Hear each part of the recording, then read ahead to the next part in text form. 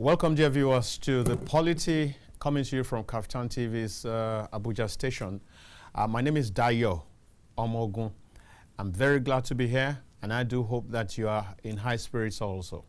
And just in case you're not in high spirits, I can assure you that staying tuned to this program can change the narrative, can change everything around you. Because we're going to be talking with a passionate person, a passionate Nigerian, about Nigerian issues. And I know that you're one of those passionate Nigerians who also desires that Nigeria becomes greater than it is already. And so you can be sure that in the next 90 minutes, I'll take you through a cruise that will turn things around, make your life, light up your life, and grant you information and education and enlightenment, and if you like, some humor. And so you can be sure that you're in good hands. You're welcome once again, and I'd like you to invite your neighbors to be a part of this scintillating session that we're going to be having. We will be having a guest who is not Nigeria-based, but is a very passionate Nigerian who, despite being a diasporan, is very concerned about what happens back home. In actual fact, took part in some elective process some years back, and that's a way of also saying how very dedicated, committed to the Nigerian project he is. But then, just before we get there, what exactly is the trending matter right now that we will be talking about? It's the Constitution review. And a whole lot of matters are getting so much attention. Many people are raising so many issues. Why can't we have, can't we talk about state creation? Why can't we talk about local government creation? Why can't we talk about state police? Why can't we touch and do a few things around some of those state police, I mean, so that security can be a lot better, and so on and so forth. There are a whole lot of issues. Why must power, electricity, be a federal government, an exclusive, on the exclusive list? Okay, right now, I know that states have also been granted rights to generate power and all that. But then, why did we have to even leave it till this point? And then, what we approach right now, what exactly is it? Is this federalism? Is this quasi-federalism? Is this pseudo-federalism? Is this untrue? Because if you say something, if you qualify federalism as true federalism, you probably are suggesting that there can be untrue federalism or pseudo-federalism or whatever. So what it means is that while one is true, and like you go to the market and they say, I get original, I get the other one. So what we're saying is that we have true federalism and we have that which is not true. And so where are we right now, which is our reality, and where should we be, which is the ideal? Those are some of the issues that we will be talking about in the course of this session of the program. And I welcome you very heartily once again. I do hope that my guest will be joining me any moment soon, and at that time I'll unveil him onto you. But before then, what are your own issues? What are those things that you think should be talked about, should be discussed, should be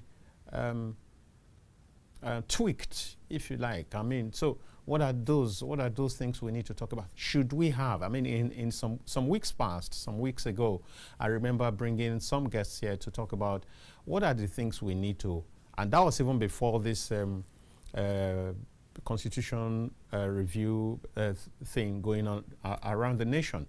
I did raise issues like, can't we have a situation where before an elected person, particularly the president, is sworn into office, all cases around his election are decided and sorted out? Because what we currently have is a situation where somebody is elected into office and still has cases to take care of. It's not very fair, because what it then means is that a sitting president has capacity to interfere with the case concerning his election. So that's something that should be worrisome to Nigerians. And so we were asking, can we do something about it? At this point, let me bring in my guest. I'll bring in my guest. My guest is Dr. Nwachukwu Anakwenze. And I do hope that he can join straight away. Yeah, so Dr. Nwachukwu Anakwenze, you are welcome. Yeah, thank you very much. All right, so Dr. Nwachukwu Anakwenze is a former PDP presidential aspirant in the towards the 2023 elections, and he's US based, but in spite of that, he's very passionate about whatever concerns Nigeria. He's one very passionate Nigerian who's concerned that this country has too much potential to be where it currently is. And Doctor, I must say welcome to the show. Thank you very much. All right. Doctor, just before we get into the discussions proper, I invite you to use the next 1 minute to talk about yourself. Let's meet Dr. Nwachukwu Anakwenze, because beyond being an ex-presidential aspirant, I know that you're a physician, you're a farmer, and all that and all that. Tell us a little bit about yourself. Yeah, Dr. Nwachukwu Anakwenze, Ono Nabagana. I'm a medical doctor in America. I came here when I was 19 years old, and I was frustrated as a young person, but I came here with only $50 in my pocket, and I got into University of California, San Diego, where I was allowed to study medicine. I got 10 straight A's from Nigeria. As soon as I came, they gave me 10 scholarship. straight A's, did you say? Yeah, 10 straight A's. Wow. And immediately they saw that, they gave me scholarship. My father is a retired school teacher. My mother sells food on the side of the road. They are not able to pay my school fees. So American people train me. I have Doctor of Medicine. I have Masters in Business Administration. I have Masters in Public Health. I'm trained to run any business. In America here, I have one of the largest medical organizations in America. I have 5,000 doctors that work for my company since 1993. So we have more than 500 primary care sites, and we have about 20 hospitals affiliated. We employ people from all nation groups, white people, Chinese, Indians, African Americans, Africans. We have everybody working in our organization. We can treat anything wrong with you. Your eyes, your ear, nose, your heart. We can give you a new heart. We can give you new knees. We can do anything. We can give you new eyesight. Here, there's nothing we can do. Wow. So that's the opportunity they gave me here, regardless of the fact that I'm a black African man. They saw that I got 10 A's, and I defeated all the Oyibo people and Chinese people in the same class, and then they noticed it and they took me out and gave me money. They paid my school fees, they gave me money to eat, they gave me money to buy books without bribe, unlike Nigeria. But how come, Doctor, you're still so very devoted to Nigeria in spite of the fact that you've gotten so much help and so much push from the American system? Yeah, because na TV. Why you hyper? Because somebody, and I don't have anything to do with them. I want to do the same thing for other people. Because I want to do something for other Nigerians, other Africans, other tribes. I'm not Oyibo man, but they help me. So I want to help other people. I want to reach out to help other Africans, not just my Igbo people. I want to help everybody. I came from the village and I succeeded here. That means most Nigerians are very intelligent and they can succeed anywhere in the world. Right. So that's what we're pushing. So we give out our foundation, we give out scholarship, like 300 scholarships every year. We provide health care for free to a lot of people. We provide employment for more than 400 people. I have big farms in Nigeria. I make rice. I make pig. I have 2,000 pigs. I have rice like 4 miles. My farm is big, 4 miles. I use Caterpillar tractors, modern equipment. I'm doing it to help young people, the youth. My passion is helping the youth to pull them up, give them a chance to come up in life. So we have We make the best bottled water in Nigeria. We have fishery, we have piggery, and we have industries. All right, Doctor. All right, Doctor. Dr. Anakwenze, you are definitely a man of several parts, and you're doing excellently well in almost all of them. Now, let's talk about the fact that you took part in the 2023 elections. You tried to become the flag bearer for the PDP, but that didn't materialize. Do you mind sharing some snippets of that experience with us? Before I get to that, I just want to let you know generally what I dream for Nigeria is true democracy and freedom. We want a Nigeria where all the various ethnic groups can feel like they have a stake in the country. We want Nigeria where leadership is based on merit, hard work, fairness, and accountability. A Nigeria where diversity is felt as strength. All the different Nigerian tribes have different strengths. None of them are weak in my mind. So that's what I want to help harness. I came to Nigeria to help, to see if I can lift our people, because God gave us everything that He can give anybody. We have oil, gold, diamond, silver, tin. We have it more than every country in the world. We have food, rice, beans, millet. We have yam, cassava. Chinese come to Nigeria to farm. They need our cassava to make chemicals. We used to have cocoa in Nigeria when I was small in Yoruba land. I heard it's not there anymore. You used to have palm trees in the east. It's not there anymore. In the north, it used to be Grand Road Pyramid. It's not there anymore. That's where we need to go back to. We need to go back to those things. They're eating chocolate all over America, but it's not coming from Nigeria. So that's what's driving me, and helping youth so that our youth can, if we train them and spend and give them education like they gave me, we can be the top people in the world. God wants us to be a world power. We're supposed to be one of the top 6 countries in the world. That's what I went there. But when you go to Nigeria, it's not based on merit. They're not looking for merit. They're not looking for your ideas. All they do is their election is sharing money. Who gives the biggest Ghana must go back with dollar. That's what they do. They share it. Somebody who gave $25,000 to every delegate. Somebody gave $20 to every delegate. Somebody gave $15,000 to every delegate. Somebody gave $10,000 to every delegate. That's what they do. People like me, I'm working as a doctor. I don't have that to share. So it was not based on ideas or what you can do. But all those people stole money. They work as governors and vice president. This is Nigerian money they stole. That's what they're using to run. So you cannot produce anything good in Nigeria with that. When they come there, they're just coming to rob you. You know, what God gave you, that's what they're destroying. They're destroying you and your children and your great-grandchildren. They're eating them now. What people who have not been born. All those people running, they are not qualified. They don't have any education. They don't have any serious education. They don't have any morality.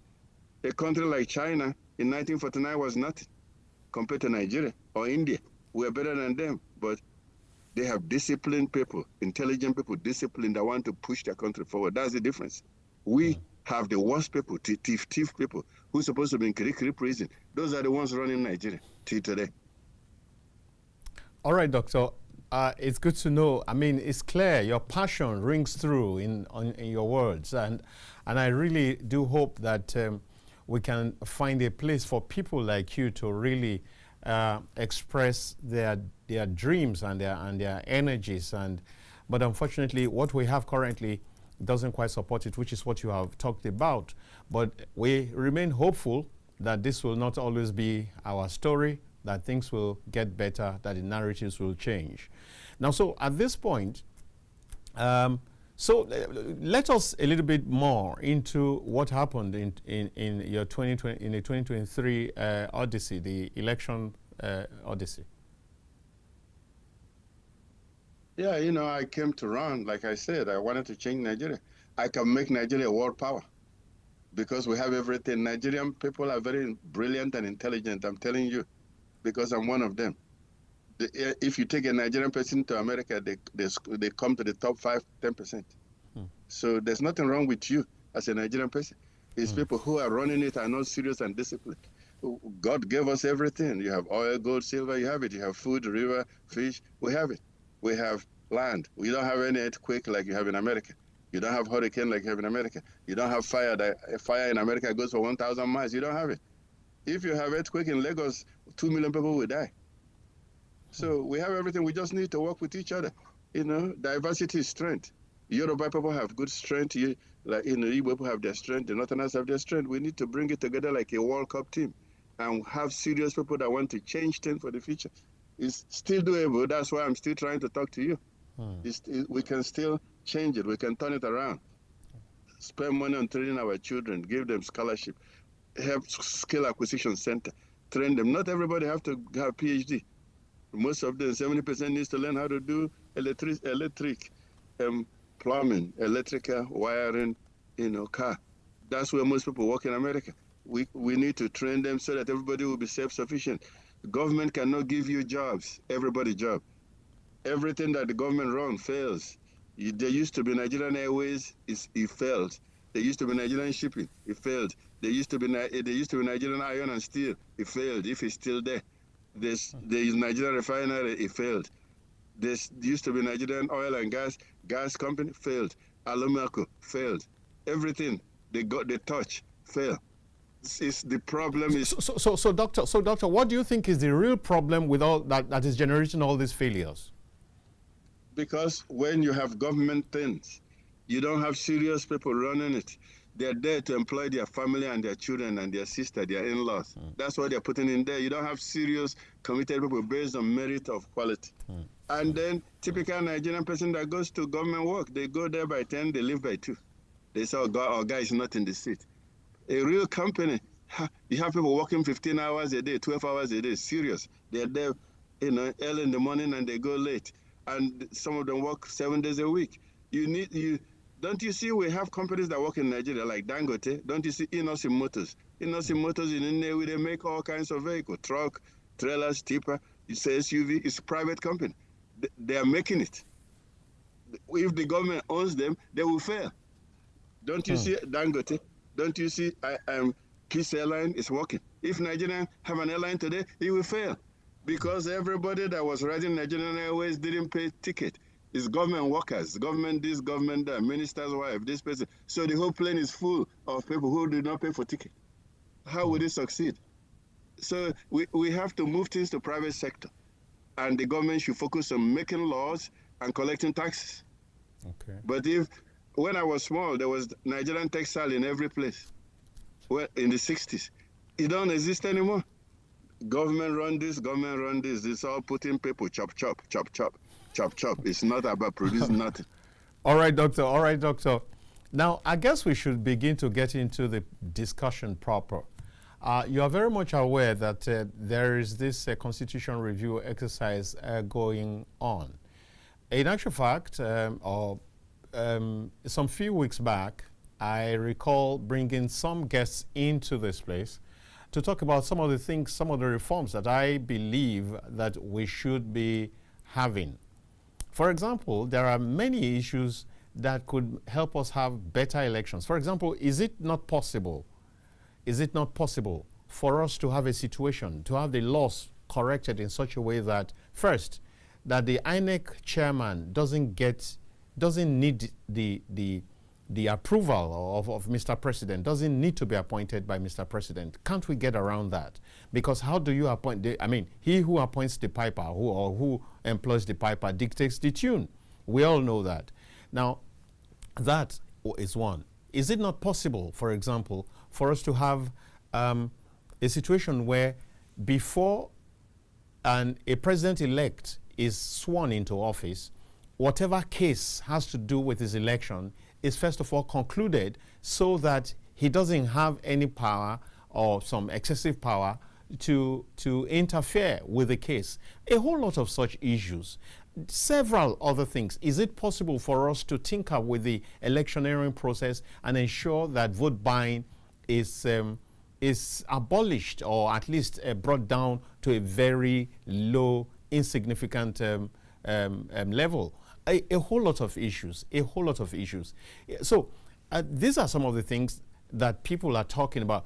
Do we really need state police? Don't we already have some form of state police in many states already? Are they functioning? Are they working? Is it possible that we can do something about it through this constitutional review? There are a whole lot of issues. I do not know how you feel about this, but of course we have brought we have narrowed the topic down to true federalism and restructuring of Nigeria.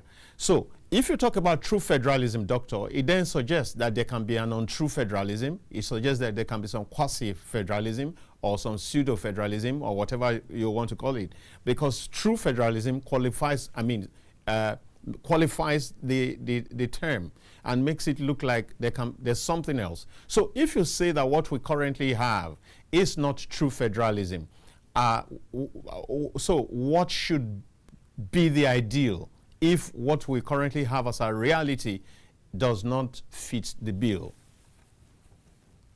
You know, the current Nigerian constitution was forced onto us by the military 1999 constitution without consulting Nigerian people.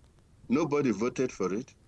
It's all forced on us, making a minority group seizing power over the majority of Nigerians. Is it correct? That's what happened. Doctor, is it correct to say that it was foisted on us? Because I do know that a whole lot of Nigerians were brought on board with the military who sat down to cook this soup that we are supposed to eat, all of us together.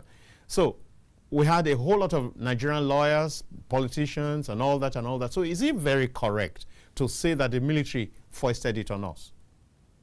It is very correct, because you're supposed to have referendum. You're supposed to have a voting, not just bringing in people that you want. I can always come to you and pick my friends and say they are this and that. It's supposed to be voted upon in each region, each zone, and given majority approval in 2/3 of the state. It wasn't done.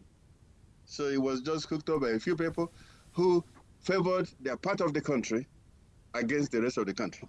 That's what happened. That's why we're having a problem today. We need to return to the constitution of like 1963, where it's based on regions. That was working. Then the East and the West were competing, and the North, we were all competing for who will do better. Each region have certain amount of power, except for the things that are on exclusive list of the government, like the military and foreign policy. Each region, I know there, Awolowo and Zik and Obarada, they were competing on who will have the best road, who will have the best education. Awolowo was focusing on education. That's why the Yoruba people move ahead in education. And the East were focusing on economy. And the East moved on in business and economy. So we need, in the North, they were focusing on agriculture, and they did well in agriculture. That's what we need to go back to. We need to stop depending on oil. We need, through federalism, where regions, rotating regions, have certain amount of autonomy. And then you work as hard you want to work. If you only want to be eating amala from morning to night, then you eat. If you want to get PhD, you go and get PhD. If you want to be making cars and motors, you make. We should not all be sitting around and having a unitary government. What you have, they fostered a unitary government, which is not going to work. We need to go back to have like 6 federating unit states, everybody depending on their own resources, what you have on your ground, what you're producing. People who are producing this should use that. Whatever you're producing, you should use. People who have agriculture, use it. People who have oil, use it. You know, a lot of people in the South are suffering. All their ground is messed up because of oil pollution. They can't farm. Their fish is dead. Why shouldn't you have a system that compensates them for that? They need to be collecting the oil money and paying tax to the federal government, royalty. Every part of the country should find out what they can do better. I'm happy to hear that in the North, in Meduguri's Chad, they have oil, which is good. Everybody in Yoruba land, all the people have oil. So it shouldn't be based on oil. We should all have different states federating and competing in a positive way, not in a negative way. That's the only way we can grow. We used to Zik and Awolowo them in the East and the West, they were competing. Who will do better? Who will do better? I saw that and it was working. We need to go back to that. Not, you don't want a state where somebody's forcing Sharia on everybody. Everybody don't believe in Sharia. You know, the people who believe in Sharia should have their own Sharia state. People who don't believe it should have their own state that's not Sharia. That's what it needs to be. We need to bring all the forces together in Nigeria and put it together as a team, and we will win. It's not late. That's why I'm talking. Our children can do it. Our children are very good in technology. Our people like Nigerian movie, Nollywood. People like Nigerian music. I'm talking about worldwide. When I travel all over the world to Latin America and Caribbean, they bring me to break kola nut and do African prayer for them. They watch African movie. They watch African music. They dance Afrobeat, the flavor. That's what they play in the restaurant. That's it, all over there. That's what they play. We have things. The way we dress, like you dress, they like it. We can market those. We need to start making things and selling things. If we're not making things and selling, we're not going to be anywhere. GDP is based on what you're producing. That's how they compare all the countries in the world. How much is America making and shipping out? How much is China making and shipping out? How much is Japan making and shipping out? Their currency is stronger because they're producing. If you're not producing anything, your currency is the lowest in the world. We are carrying last now. Nigeria can't import matches and import toothpick. Could you believe that? We can't even make toothpick and matches.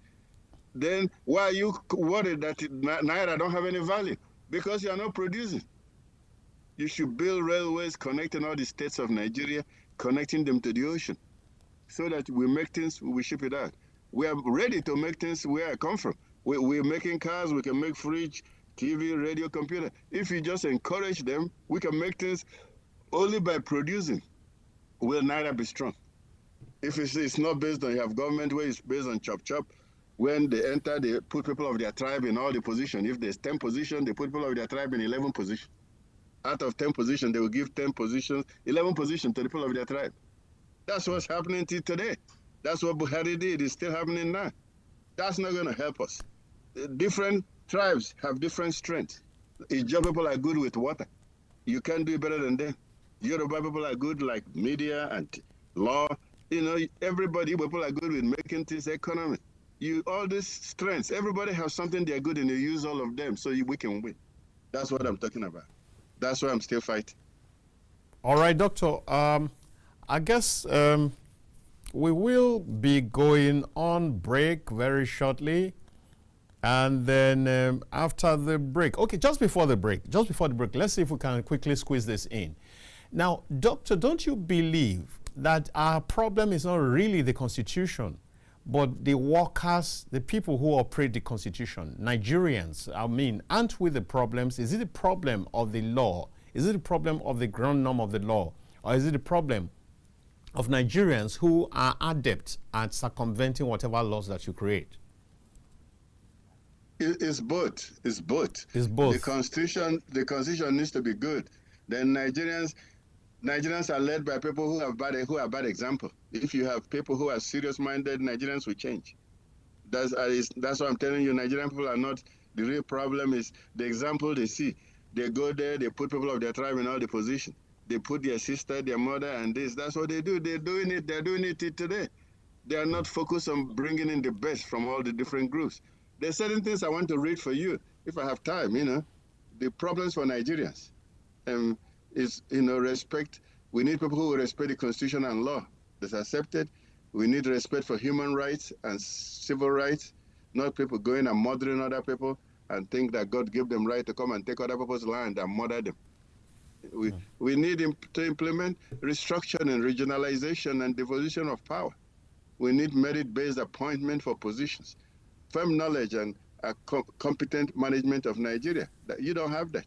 But that's why I told you to move it into private sector. They are the one that can bring those proper management. No businessman will hire somebody to come to the office to peel in a goosey and be gossiping on the phone. No businessman will do that. Nobody will tolerate that. That's how, you need the tribalized appointment leadership in all sectors. Equal and equitable treatment of all Nigerians regardless of religion and origin. Elimination of ethnic cleansing. And that's security problem. I talk about a lot of that, about current security problem. You can't have any progress without security. Nobody have right to come from desert and come out and enter forest and say they can do whatever they want and kill people and get away with it. That cannot be tolerated. That must be stopped. We need free and fair election, not rigging of elections. That's what you have. It's based on money. What we're doing now is all based on money that was stolen. We believe in the government that unites all Nigerians, not that's divisive. Those are the core things that we need to work on. It's not too late. I've devoted my life to this. I have businesses in Nigeria. It's working. My business works. I'm not being cheated by anybody, unlike what you think, because I pay them as they work. You work, you chop. I pay them. The more you work, the more I pay you. I don't pay everybody one salary. So Nigerians, they're responding to it. Nobody's stealing from me. All right, Doctor. We'll go on this break, and when we get back, we make progress. Yeah, so we'll take this break and get some air and sort out some things, and then when we get back, we hope that we will make progress, and you will be the judge as to whether this has been worth your while. Thank you. Stay tuned and get back after the break.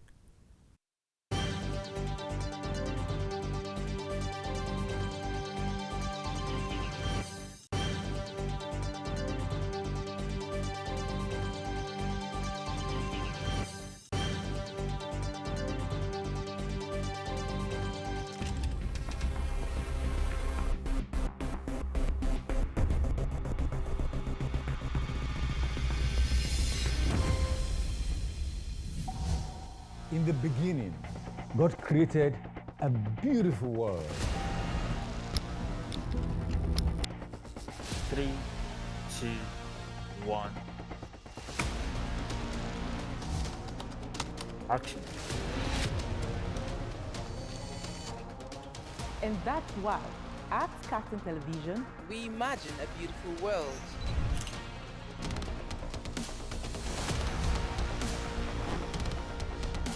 We are not just bragging. We blaze the trail in broadcasting. And it is about you. At KAFTAN TV, broadcasting is not just about information, education, and entertainment. it's an aggregation of all you need to know in Nigeria and around the world to create signal. At KAFTAN Television, we have all it takes to be on top in broadcasting. Our mission is simple: to project Africa in a truthful yet positive manner. Wait, we're coming to you in style. Here we are, starting from September. Look at what the facts are. And as you say on KAFTAN TV, imagine a beautiful world.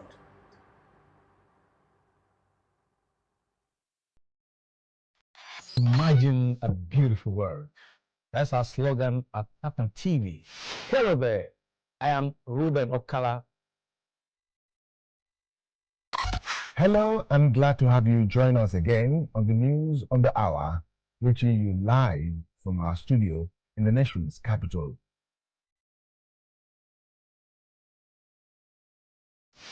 And that has been the news. Many thanks for watching. My name is Fatima Abbas Hassan.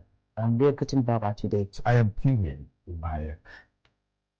The politics of Lagos State is still very much in the hands of the leaders. My name is Dayo Omoogun. I've not done a change of name. Adebayo Film and Charter Arts Network.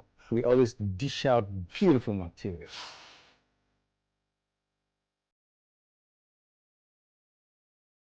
My name is Sheila BCF, I'm the Black Comedian of the Federal Republic. I tell you, when it comes to the best of entertainment, the best of news, the best of information, something that is educative, you're right here at the best place to see that. It's KAFTAN TV. You know what? Increase the volume. Keep watching. Don't touch the dial, okay? It's your girl Nkechi Blessing Sunday. I want you all to keep watching KAFTAN TV. Please keep watching KAFTAN TV. It is the best TV station in the country. They're doing an amazing job. Please do not touch the dial. Keep watching. Thank you. My name is Sheila.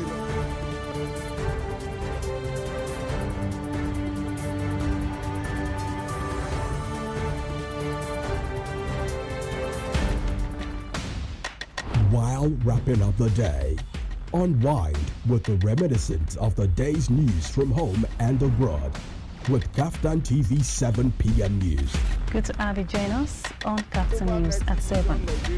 Are living in up to 5%. Are young people repurpose the Harmony Symphony?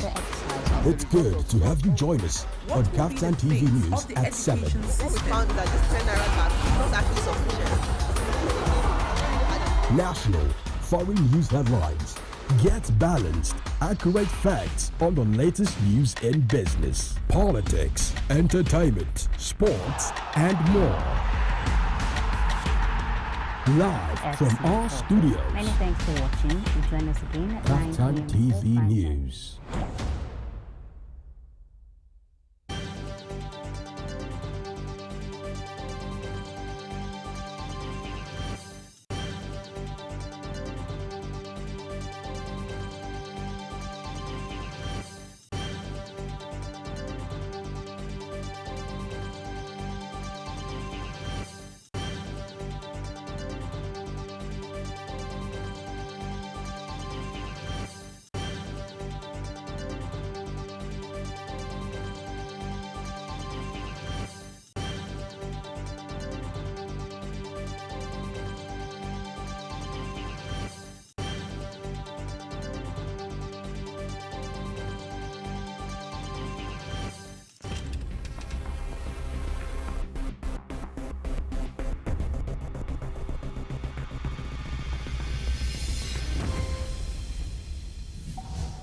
In the beginning, God created a beautiful world. 3, 2, 1. Action. And that's why, at KAFTAN Television, we imagine a beautiful world.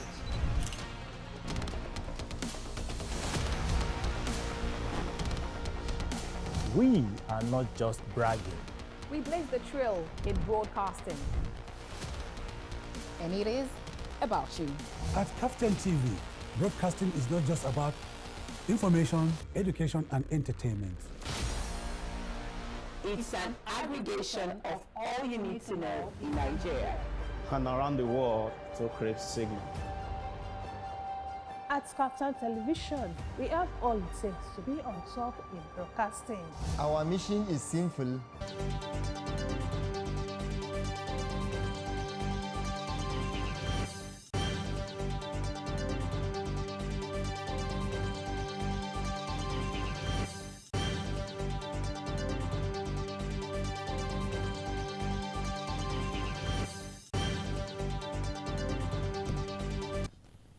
You're welcome back to the POLITY, and it's coming to you from the Abuja station of KAFTAN Television. And we've been talking about the current constitution review and how, I mean, they talk, all the talk about true federalism and restructuring the country.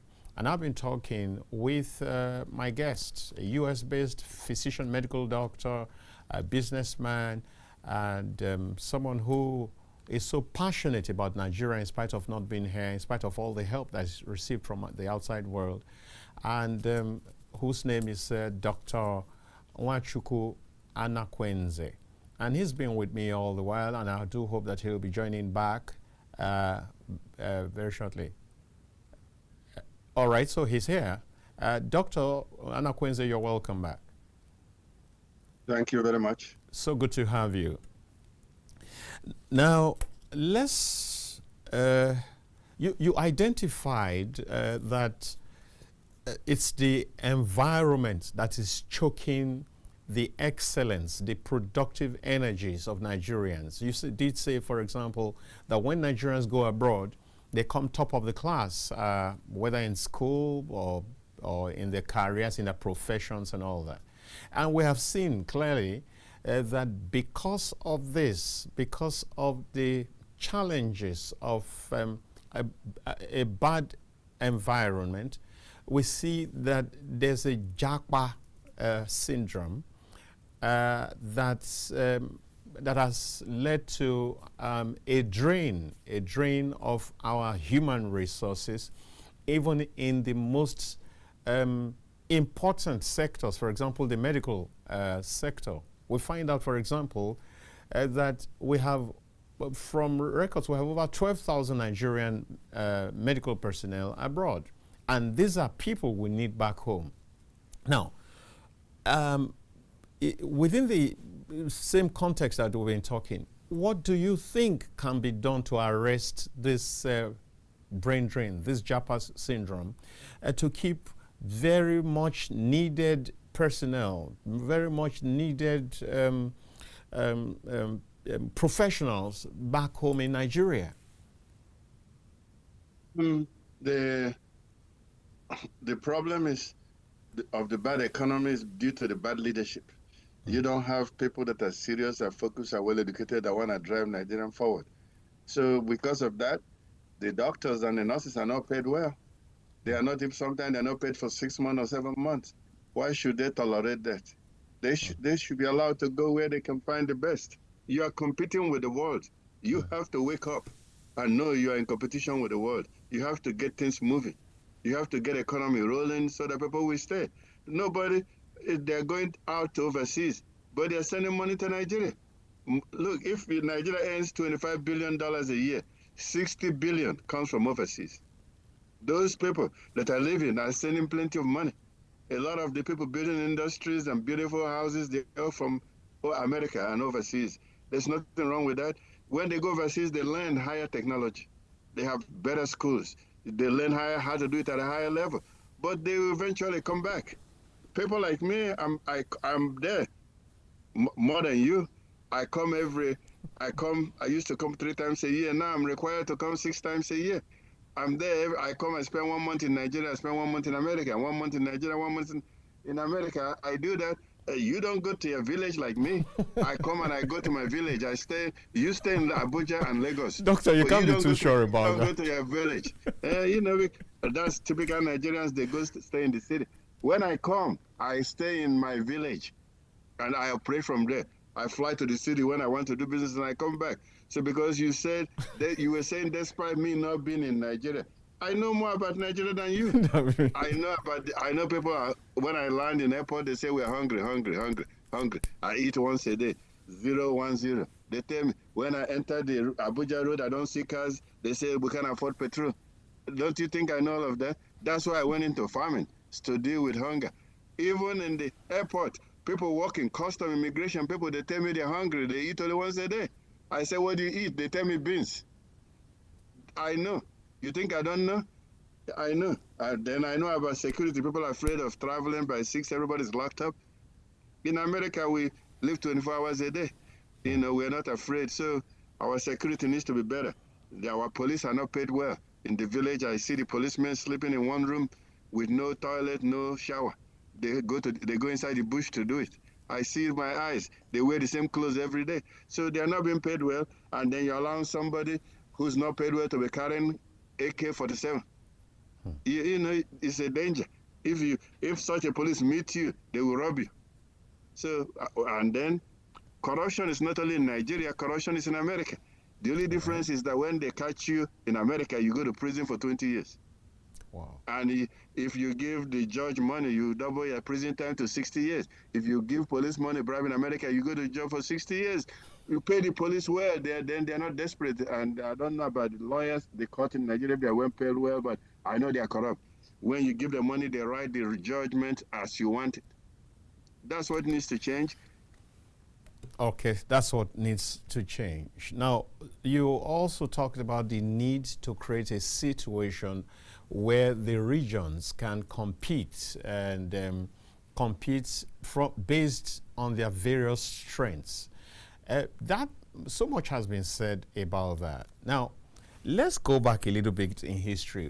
You also alluded to the fact that we had a constitution that provided for a federal system. Now, but we deviated from that.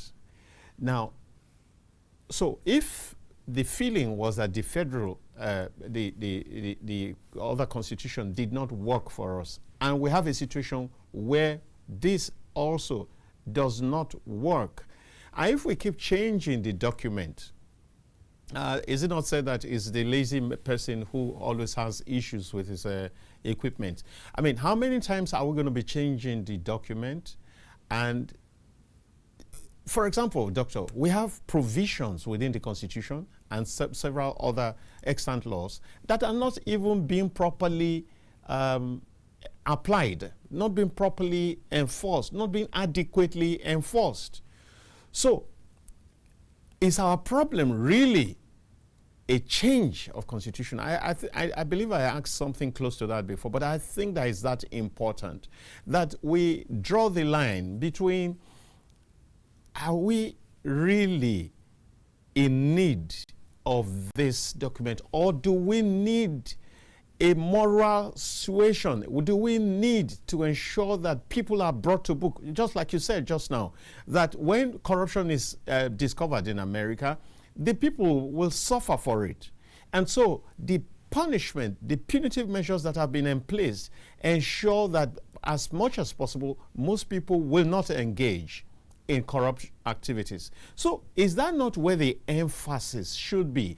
We do have laws that outlaw corrupt practices. We do have laws that say that this is the limit of your power, even as an executive in office. But we see all kinds of misuse of power, and yet nothing is done concerning that.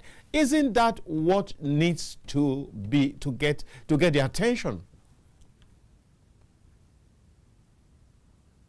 All right. So these are some of the things that I think that we need to shift the emphasis to, because I find a situation where we have all kinds of laws, we have all kinds of institutions, but then what needs to be done still fails to be done. So to me, I think that much more than changing laws or changing documents or reviewing the Constitution, I think that the emphasis, the shift should be to ensuring that people are brought to book when they err.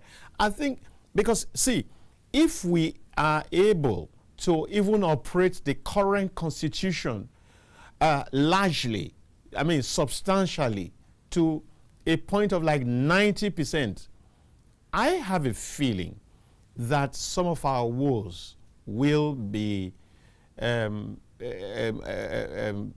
care of. For example, we have the federal government, we have states, we have local government areas. Remember, last year, the federal government went to court and tried to secure autonomy for the LGs. As we speak, that autonomy has been granted. Now, yet, in spite of that autonomy, what is our reality? So, Doctor, I'm saying, is it not that we should ensure that proper, detailed, adequate enforcement is carried out? And if anybody who's saddled with such responsibility fails in their assignment, in their duties, they should be very well dealt with to ensure that there is deterrence, rather than just talking about changing this one and changing that one and changing that one. Doctor. Yeah, like I told you, you know, the corruption you have, Yahoo groups and all that in Nigeria, it started from America. They still do that in America. You still have Yahoo people calling you, trying to take your money. The only difference is when they catch you here, you go to prison for 25 years or 50 years. That's why we're afraid. People are afraid of committing crime in America because of going to prison. Mm-hmm. If you give police bribe here, they will double your prison. If you give judge bribe, they will double your prison. That's the difference. If we enforce that, people will be afraid of committing crime. Let me tell you, in China, when they started, people try to do corruption like us. They put them in stadium, firing squad. They fire them, they shoot them live TV. And after that, everybody learned no Chinese try to take bribe or try to steal because they will shoot them. So if you do something, you go to prison. Nobody want to do that. That's what is the difference between Nigeria and America. In Nigeria, the person who committed the crime is the one that puts in prison the innocent person in prison. If somebody steal from you, and then they will the one that will hire a lawyer and they will put you in prison. They will lock you up for robbing you. They will take your money. That's what's going on in Nigeria. We can stop all of that. I told you we can be a world power. I'm not playing about that. If we have serious-minded people, all those people running are not serious. They are just there to collect for their family, their children, their wives, their tribe. They are not trying to look for what is good for black man as a whole. We are the world. We are supposed to be the leader of all the black people in the world. They're looking at us, and we have failed them very badly. So, now, Doctor, let's take this a little bit further. Now, we have seen a lot of intellectuals, we have seen a lot of technocrats and politicians who speak very eloquently, dissect the problems, provide solutions, analyze the issues, and then they get into politics and get into power, and then we see that they become a shadow of themselves. What exactly is happening? What exactly, is there some kind of bewitchment? Someone did say that when you get into Aso Villa, it becomes a total different story altogether. Now, please, can we take a look at what exactly happens? We have professors in positions of power. We have had doctors. We have had reverend fathers in positions of power. But they get sucked in by the system. So what can be done about this? Because you see, we are getting to a situation where Nigerians are no longer excited about preachments. Nigerians are no longer excited about whatever analysis that goes on, because they feel like, now so we dey hear, when he enter now another thing we go to see. Doctor, can we take up this? I know when you enter the power, then the civil servant people, they are the engine of corruption. When you enter the corruption is not just the politician, the civil servant, you know. Nigeria is like a bus where the two drivers are thief, the conductors are thief, and the half of the passenger, which is the civil servant, are thief. So you come, they will teach you their system. They already have an institutionalized system of corruption because they all eat on it, and they expect you to eat on it if you're done. They will witch you, they will treat you, they will mistreat you, and you will fail. So you come, you join them because it's easy to do. You need, I was telling you, you need people who are disciplined, who are hard-core disciplined people who want to change things. It will take a lot. You can take up to 100 people to do it, but a lot of people are just corrupt. They're going there to carry. They're just going there to take a slice of share. People come there, they become minister of oil, then they put all their people in the oil, the board of oil, they put all their people from their tribe and their religion. Well, you're not going anywhere with that. You're not going anywhere with that. So that's why I'm telling you, it will be hard to change all that government stuff, you know, move things to private sector. In private sector, nobody can give me bribe. Nobody will come and don't come to work and be paid as ghost worker. You know, I have company. You know, that's why I say move it to there. They will not tolerate nonsense. They will not let you not come to work and you want to be paid. Or you come to work, you leave from 10 o'clock to 2 o'clock. It doesn't going to happen. That's how the world operates. The world operates like that. You have to work like the world operates. It's competition, serious competition based on brain. All those powers in Europe and China, they have people with PhD, lawyers and doctors running it. In Nigeria, we have people who didn't even go to secondary school or elementary school running the government. It's based on the money they stole and they pay everybody off. I told you it's about sharing bags of money. I came there. They told me to sell my house. I didn't share money with them. They told me to sell my house in Nigeria and America and bring it so that I can give to them. So I said, no, I want to help you, but I'm not going to sell what I have. So it's still curable, but you need like 100 or 500 Nigerians that are very determined, like Chinese. China had nothing, but they are shaking America now. China was third world people like us. They are shaking Nigeria. India is shaking America too. India is a major manufacturer. We have the same ability. We speak English. We have very intelligent people. If we have a good system, we will compete. We can shake America and China and Germany and Japan. We have it. They come and buy the raw materials from us. Remember, Japan don't have any natural resources. They buy 100% from Nigeria, minerals, and they build Toyota and Nissan, and they come and sell to you. So we are mumu. Under your leg, they buy all the things. They come and carry all those sand from you, and they take back. They don't have anything. China does agriculture in Nigeria and Africa. Their land is not fertile. They need cassava. They need yam. On cassava, you can make 1,000 chemical products. But we are not making it. We have cassava, but we are not producing all those chemicals. So it's a matter of being inward discipline, want to change, be hungry for change, and be willing to work with all tribes and all religions. You know, the God that made the God Abraham, the Jews' religions come from God of Abraham. Muslim religion come from God of Abraham. Christian religions come from God of Abraham. African religion come from God of Abraham. Why are we fighting each other based on religion? Why is some people calling others infidels? Why are you trying to kill people and take their land and say that God told you to take your land? What kind of God? It's a devil God that tells you to take their land. It's a Satan. It's an evil spirit. Nobody have right to go to somebody's place and enter the forest without the permission of the Oba, the king, and the people of the town, and you think you can just go around killing people and stopping them going to do their farm. We have to stop that. We have to stop that. We have to have security in all parts of Nigeria, not depending on the government. I believe in the vigilante system based on local people having their own security to defend their land and defend their lives and properties. That's where we need to go to. All right. Doctor, you talked about setting the regions to compete amongst themselves at a time when there are several requests for states creation, and which is currently even receiving attention at the National Assembly. So how do we put these two together? If we want to bring emphasis on the regions, does that mean that the state system should be collapsed, or how exactly is this supposed to play out?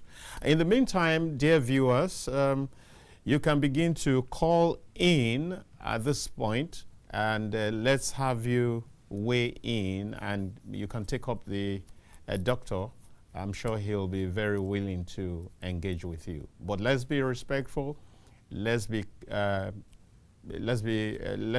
watch our words, and let's be organized in our thoughts. And don't forget to also cut down the volume of your TV set, of your device, and to ensure that you're not too close to it, so we can have a beautiful conversation. Thank you. Yes, so Doctor, you can come up now, and let's take that up. You talked about returning a lot more power to the regions. And I'm saying this is a time that we already have 36 states and the FCT, and several requests are on the desk of the National Assembly for the creation of new states.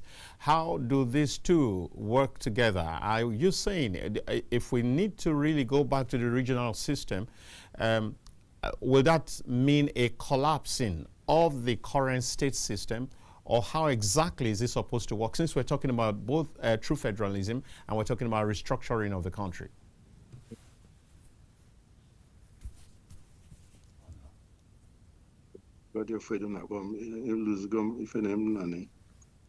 Hello? Yeah. Can you hear me? Yeah, we can hear you. Okay, yeah, phone, my sister was messing up. Okay. The states should stay, but they should be working with. They should work within the regions. All right.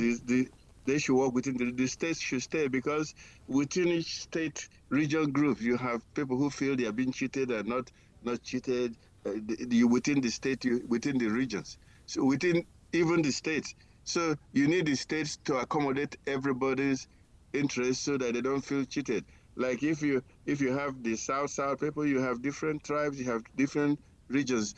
If you have the states, it allows you to accommodate all the different tribes so they can have a sense of belonging. But within that, you have regions where you can have regional power, then you should have state power. Power for the state, power for the region. It will work better. The region will have their own power, the state will have their own power. In Canada, that's how they operate. Canada, the government, each region, Ontario can make a lot of decisions. They can do trade with people in different parts of the world. They control the electricity, their power. In Canada, Ontario, just one state, they have power. Only when it comes to army and foreign policies does the prime minister come in. So we have different tribes. You need to give them sense of belonging. Let at least each tribe control one local government, or have a predominant role in their own state. That need is still there. But then the region is still better, so we can have more integrated power and being able to do something in a bigger way. And I think 6 zones will work, regions will work. But I know some people are asking for 8 regions. It will make us better, we will compete for it. I saw it as a child. In the East, they were pushing for economic power. In the West, they were pushing for education power. So the East was advancing industries. The Yorubas were getting more education and have a lot of educated and all Nigerians. So I saw it, and it was working. They were competing, who will do better than each other. This person does this, just like America and Russia was competing. They're all trying to, all of that is pushing up forward. All right, Doctor, we have a situation currently because talking about true federalism, should we have a national minimum wage that some states are crying they cannot afford to pay? Can we also make this at the level of each state? Should each state pay what they can afford? Should they agree with their own persons, with their own workers, as to what they can pay, rather than what we currently have, where, for example, private workers don't enjoy the national minimum wage, and in several states and for several months, you find situations where they are unable to pay what has been called the national minimum wage. So why don't we have a situation where, if we truly operate a federal system, then you probably can negotiate at your own level? Is that what should operate, Doctor? Yeah, you can't be forcing everybody to be paying the same thing. The federal government can set a system for the federal government, like that's how it's in America. But each state in America is different. Some states are poor, like Mississippi. In Alabama, those are backward states. They are poor. What they pay is low. Compared to California, California is paying 2 or 3 times more. New York is paying 3 times more than a place like Alabama, a place like Mississippi. All those ones are backward states. They don't have much money. You can't be somebody forced to pay what they cannot afford. They have to live within their means. If you're not happy, then you should move out to go to where? Like if you're having a poor state in Nigeria and they're not happy with that, they should go to Lagos where they have money, or go to Abuja where they have money. That's how it happens in America. You go to where they can pay you what you want, or you go overseas. But it shouldn't be minimum wage set for the whole country. It doesn't make sense because everybody's not producing at the same way. Thank you very much. We'll go on a break, and when we come back, we'll be on the home run, the home stretch at that point. So let's take this break, and when we get back, I also expect that you will make your call in so we can have your way in. Thank you.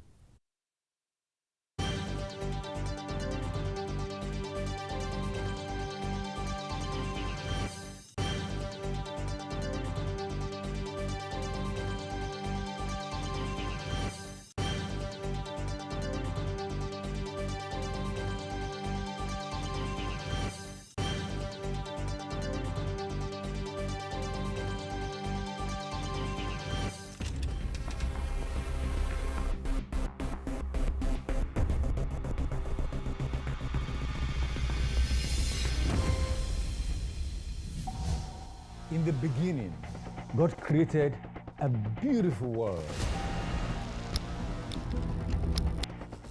3, 2, 1. Action. And that's why, at KAFTAN Television, we imagine a beautiful world.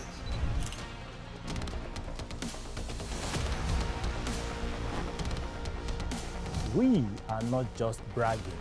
we blaze the trail in broadcasting. And it is about you. At KAFTAN TV, broadcasting is not just about information, education, and entertainment. It's an aggregation of all you need to know in Nigeria and around the world to create signal. At KAFTAN Television, we have all it takes to be on top in broadcasting. Our mission is simple: to project Africa in a truthful yet positive manner. Wait, we're coming to you in style. Here we are, starting from September. Take a look at what the facts are. And as you say on KAFTAN TV, imagine a beautiful world.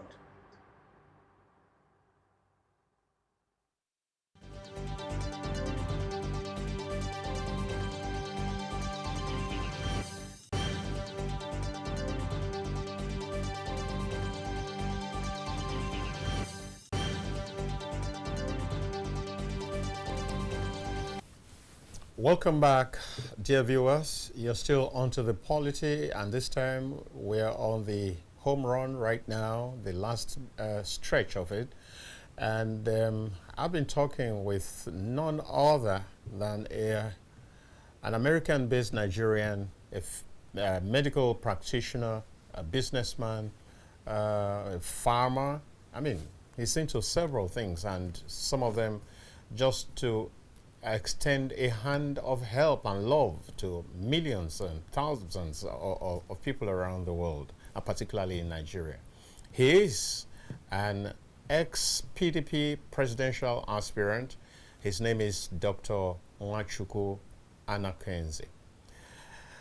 You're welcome back, Doctor. This is the last part of the show, and we're inviting Nigerians to call in. I do hope that the network will be cooperative, and so you can expect that one or two persons will be directing their inquiries to you. All right, so very good take there, because we have a situation that's confusing. You say something is national minimum wage. It does not apply in the private sector.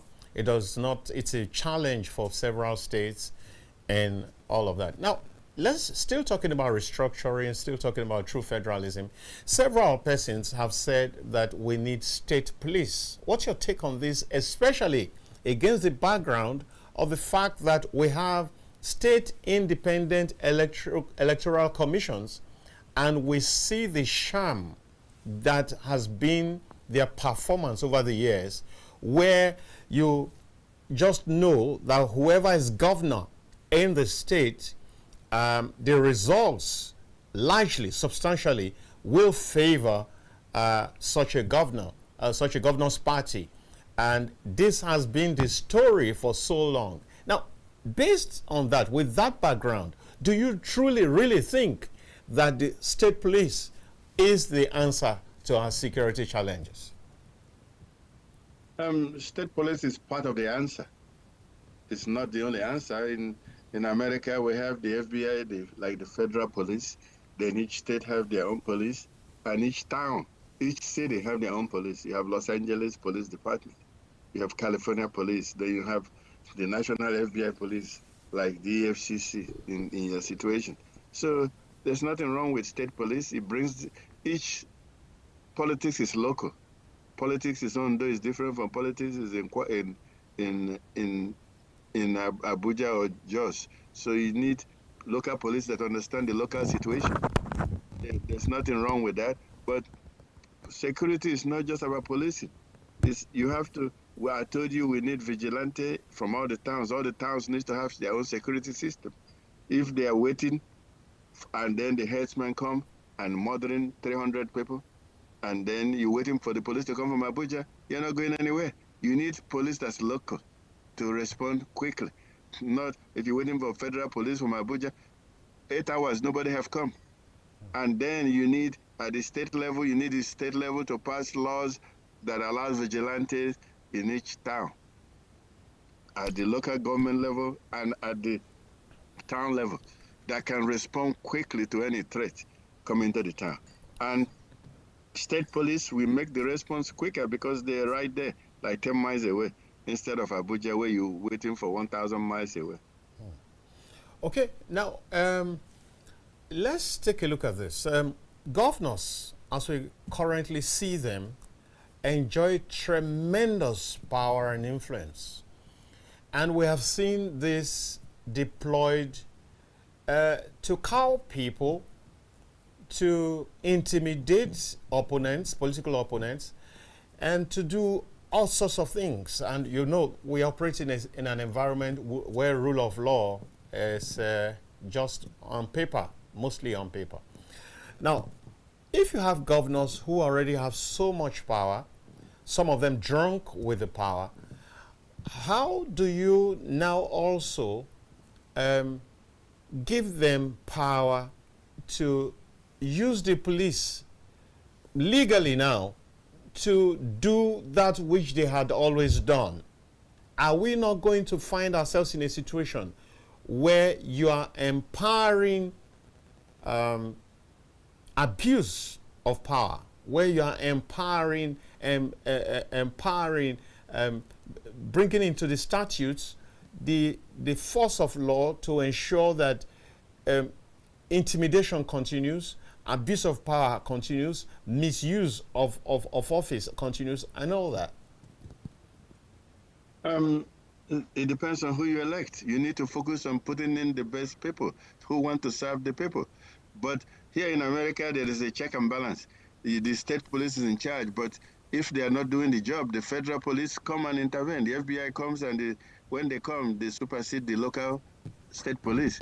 So it's this check and balance. And then the court system in America, we rule. They can rule against the governor.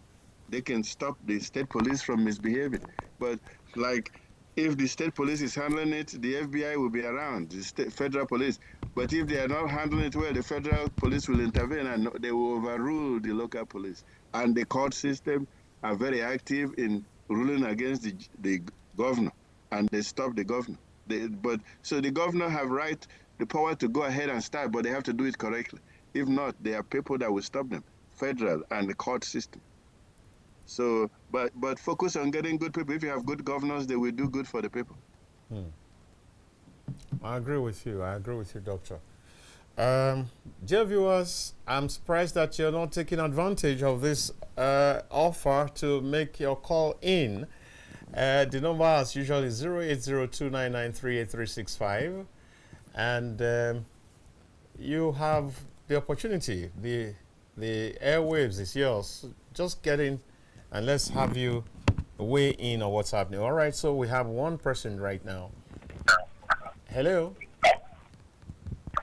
Hello, good afternoon, Dayo. Yeah, good afternoon. Good afternoon to Doctor. We are listening to his program in conversation. Honestly, it's really helping. Right. Yeah, the good contribution as a patriotic Nigerian. Well done. I raise my cap for you, Doctor. Well done. All right, but you've not told us. You've not told us your name. We must be focused. We must help ourselves as a people. Then somebody else will help us. You cannot expect help from outside. My name is Mohammed from Maiduguri. All right then. Okay. Go on. The problem we are having in Nigeria is always internal. We must be ourselves. We are very good, formidable people. I don't know what really goes. Whether it is Shaitan visitors, I don't know. Why must we be fighting ourselves based on tribal, religion? All these things are rubbish. We are Nigerians. We must first of all be the Nigerians. Then we can move forward. Look at other countries in the world developing because they are together. They focus on their development, not backwardness. In Nigeria today, people will be packing dollars to abroad. I don't know whether there's anybody from outside bringing their stolen dollars to come and keep in our bank here. I don't know if there's any. So why must we always carry our resources out? We cannot look at what is happening. Even the poverty we are crying in Nigeria today is caused by the politicians. They don't have sympathy. One person will carry the salary of all the workers and go away, and no any judiciary will attack him. He has a lawyer Okay, common example is this Abachari, who was arresting Evans, arresting all these big criminals. Where is he now? They set him up, and now they have locked him somewhere. He cannot exist. Those are the things we have to check. Many of our problems are within us. It is not from outside. If we are good at home, charity begin at home. Then we move forward. I am not. My concern is not where you come from. All these are not. Is not a different. We are all Nigerians first. And my appeal to all of Nigerians and Nigerians in diaspora is because look at what is happening in Sudan. Look at this rubbish. Paramilitary and military are fighting, destroying their own country. We shouldn't allow all this kind of rubbish to come into Nigeria. We should be wise enough to first of all know we are Nigerians before you become a Christian or Muslim or Yoruba or Hausa or whatever. We are Nigerians and we must maintain this. Then we become strong. Then we can look at what is happening outside. So many countries are jealous, We are feeding ourselves. Now they have made us to become important. All right, Mohammed, thank you so very much for coming through. Thank you. Yeah, so Mohammed has broken the ice, so we hope that we can have many more. And if you have a specific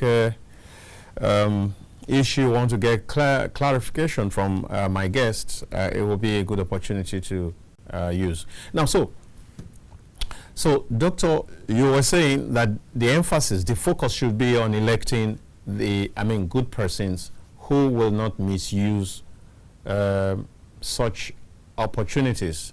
Fantastic, I agree. But well, what we have seen in over the years is that most of the people, and you have also alluded to that, most of the people who come into office are people who have only their own interests at heart. Now, still talking about restructuring, because we need to really have specific areas. We've talked about state police, we've talked about a national minimum wage.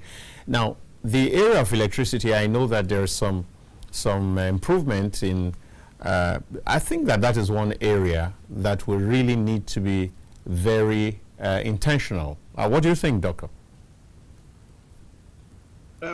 We have everything it takes to have 24 hours electricity now. Okay. Like in America, some people use coal. We have coal in Enugu, and we have coal in Kogi State. Some people use gas, where you have gas. In rivers and along the southern states, gas is everywhere. You use gas to power turbine. You have rivers everywhere in Nigeria. You turn rivers, you dam it, and you produce the electricity. There is no reason why we should be suffering for no electricity for 1 minute. When I travel all over the world, like in Caribbeans, the small countries, tiny countries that are not as big as Ibadan, they have electricity, countries, 24 hours a day. Jamaica, 24 hours power. They are very small countries with very few resources. We have whatever it takes to do it. The gas that's been flared, that's what you put on the turbine, and you have electricity for until the world comes to an end. We don't need bad leaders, bad leadership. China uses coal. South Africa uses coal. We have it, and it's not doing anything in Enugu. We have rivers that's flowing, River Niger. We are not using it well. And we have gas, we have coal. There's no reason why we should be suffering from lack of power. Power should be regionalized. People from each area should have their own power system, and it will work better. And that's why you need to start producing. I'm all about production, producing things and exporting. If you are not producing and exporting, your naira will be nothing. You have nothing now, that's why you have nothing. You just import, and you importing matches and toothpick. I mean, that is like a shame and very bad. And Japan comes and lift raw material from your feet, and they make cars and they send it back to you like you don't have any brains. So that is what I want to stop. I want to go back. The last person that commented was talking about don't believe in religions and tribe. I agree with that. I told you the God of Abraham is the God of Jews, Christian, Muslims, and African religion. Why are they fighting each other about religion? It's about God. It's the same God of Abraham that all of us are worshiping. All right. Doctor, we have just a few minutes to go, and I guess we should get your parting shots, your parting words in just about 1 minute, 2 minutes. I like us to see our diversity as strength, put away our differences, bring out our excellence.